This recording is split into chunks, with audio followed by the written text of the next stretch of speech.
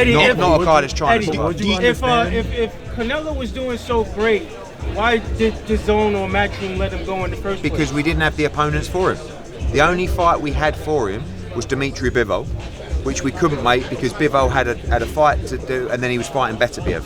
So we couldn't get that fight made. Bivol wanted to do it at 168. Canelo wanted it at the same terms. So he had no choice but to join the PBC because they gave him a good path. But the path eroded.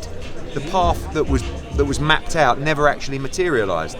And he doesn't want to fight a guy. He was disappointed with the Charlo fight because Charlo ran for 12 rounds. He didn't even try and win the fight. And his brother will do the same. His brother might not even turn up. So you can't, you need a reliable plan. And a reliable plan, even if you think that, Munguia, Berlanga, what about Benavidez? No problem. Like, when I've talked to Sal about Benavidez, like, the fact that people think he won't fight him, he actually laughs. This is a guy, he's fought everybody. He'll fight Benavidez and we'll do that deal to fight Benavidez. But he wants activity, he wants a plan. Benavidez ain't happening in May. But if you were able to get, if you're calling out Benavidez, he's across the street. You could have been able to, when you had Canelo, why wasn't? Because the PBC don't want to work with anyone, and now they're fucked. Yeah. So you get to a situation where if I reached out to Benavidez, what the PBC do is they go, we're only making that fight on the PBC. Not, we'll give Benavidez the opportunity. And this is what people don't understand. They're not willing to let their guys go on another platform to take a chance to achieve greatness. It all has to happen with them only. Why do you think that? So how does Matchroom because that's just how it operates. What's going on with the PBC? So what we do is we sign who we want to sign, that people who have the commercial value, not just guys because they've got a good name. Some of these guys, PBC have lost a lot of money on doing fights with those fighters.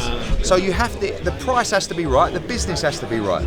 But people like Benavidez, if we do manage to do a deal with Canelo Alvarez, we can do Munguia, we can do Berlanga, or if Benavidez wants to come and play, but it doesn't, when PBC do a deal, they only let you go and fight one of their fighters if you align yourself to PBC. What I wouldn't do to Benavidez is say, you can fight Canelo Alvarez, but you've got to sign a 5-fight deal with Matchroom or DAZN. I just want to see a great fight. And Canelo Alvarez don't care about who's with who. He'll just say to me, this is what Canelo will say to me, Eddie, who am I fighting and how much? Real quick, you brought up PBC's financial situation, but DAZN has been raising their subscription costs. They're going to Saudi Arabia to get more money. Why is it that PBC are the ones where you could go there in trouble financially?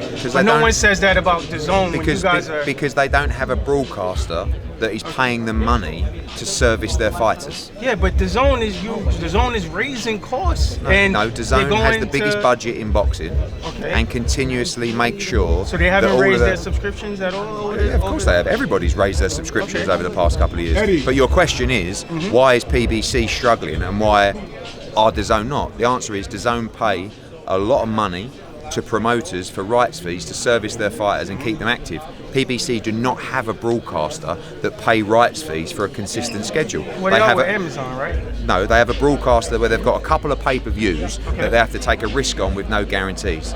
They have no plan, they have no schedule, they have no regular content outside of pay-per-views that, quite frankly, aren't even really pay-per-views.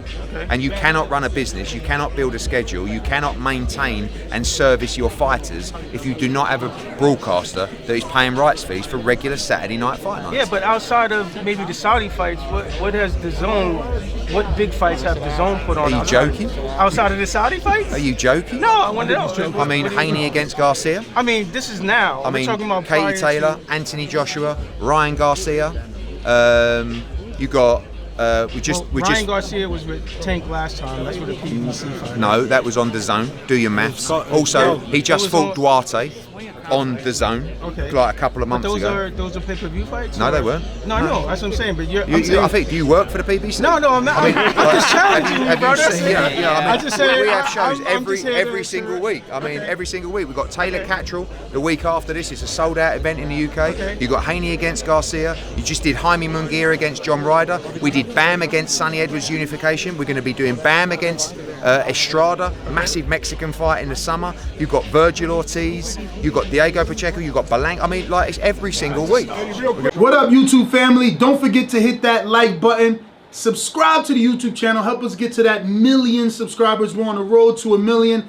And obviously, we have other great content on our Patreon channel. So since this video is over, head on over to our Patreon and check out all the exclusive content or right here on our YouTube members.